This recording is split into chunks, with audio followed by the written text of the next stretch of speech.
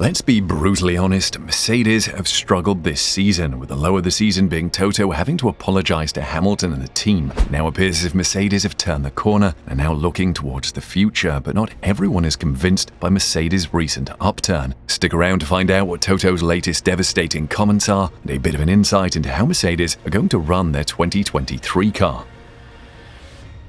Mercedes' dominant reign in the F1 world is now finished after winning 7 Drivers' World Championships and 8 Constructors' titles between 2014 and 2021. The 2022 and 2023 trophies will be placed in the Red Bull Trophy cabinet this year. Instead, with 20 rounds finished and 2 race weekends remaining, the Silver Arrows are in uncharted territory and still looking for their maiden campaign victory. Mercedes has shown some signs of development during the year, and the fact that Lewis Hamilton finished second to Max Verstappen in the previous 2 races has served as additional evidence. However, the winning tally still shows 0. Mercedes' increased power has led them to close the gap to second-place Ferrari, and the Constructors' Championship will be under intense scrutiny in Brazil and Abu Dhabi. With Ferrari's unpredictable strategy and ability to shoot themselves in the foot, the 40 points might just be achievable, unless Ferrari manage to ensure they avoid the inevitable Ferrari moment. It's very clear what our internal goal is, James Vowles, Motorsport Strategy Director at Mercedes, said in the Mexico debrief.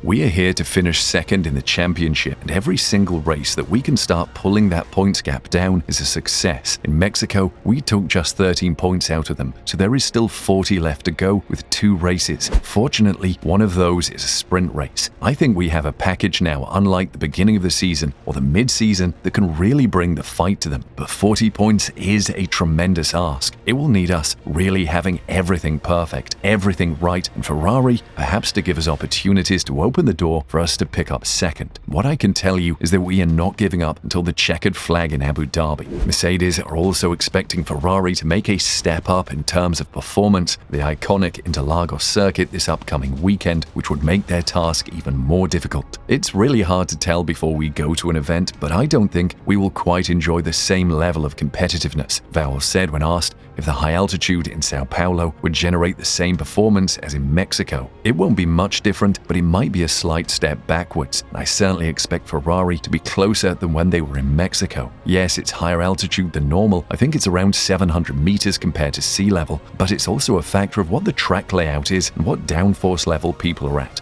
As I mentioned previously, we really function well on these high downforce circuits, and that's not what we have coming up in Brazil.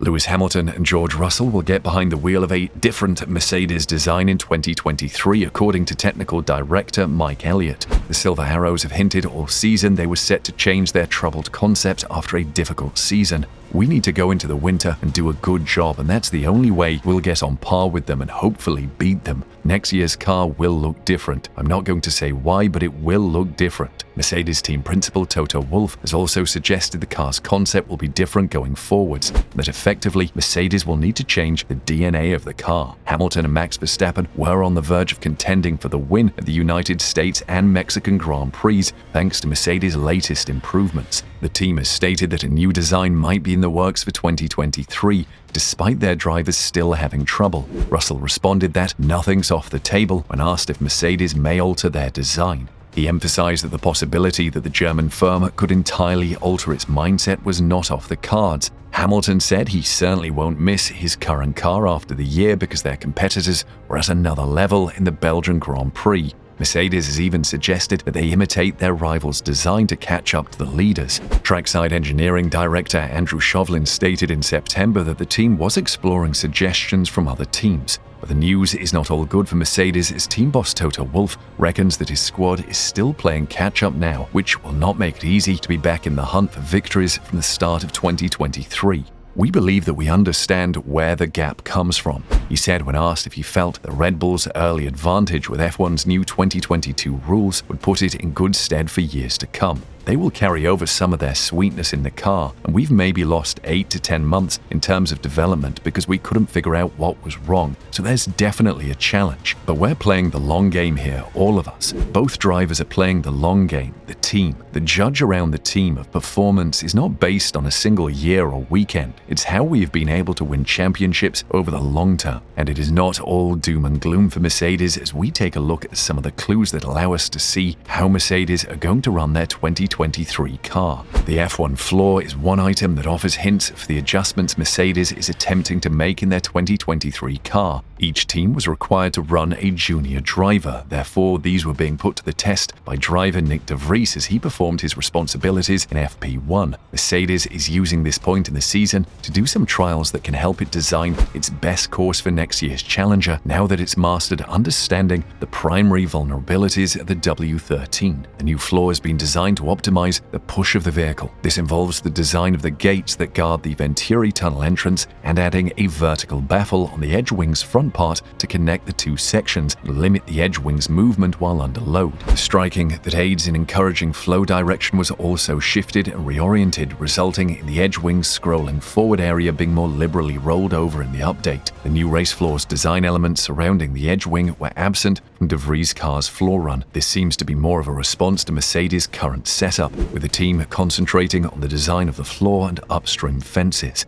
As a result, the downstream performance envelope of the floor and diffuser will be compromised. Despite the fact that the bottom of the floor is not visible, the outside tests require a change in profile for the floor and outer floor strake, with the surface pinched inwardly and the ramp form adjusted. In the second half of the season, many teams, including Alpine and Alfa Romeo, elected to pinch in this section and change the allowable volume on the underside by elevating the ramp externally. During Friday's open practice sessions in Mexico, Mercedes also tested both of its vehicles in various aerodynamic configurations, so the floor wasn't their only experiment. With the exception of the contentious slot gap separator brackets, George Russell's W13 was equipped with the updated specification front wing that made its debut at the United States Grand Prix, and the high downforce rear wing with a gurney flap on the trailing edge. The regulatory authority and the team's competitors were concerned that the slot gap separators were doing too much heavy lifting in terms of aerodynamics rather than supporting the two parts to which they were coupled. Despite removing the separators, Mercedes preserved the new flap and end plate design, which also attempted to minimize the amount of outwash generated. The original front wing was used in numerous variations on the other side of the garage, all with a different amount of the upper flap's trailing edge chopped back. The rear wing didn't have a gurney on the trailing edge. After acquiring the necessary data on Friday, the team equipped both cars with a newer specification front wing and the gurney deployed on the trailing edge of the rear wing for qualifying and the race.